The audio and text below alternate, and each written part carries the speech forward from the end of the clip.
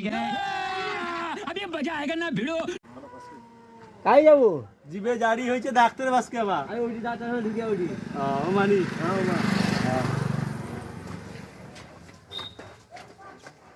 কি কাই যাব?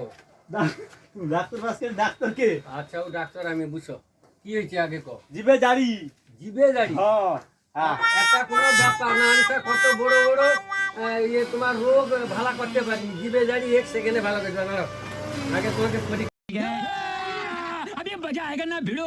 করতে হবে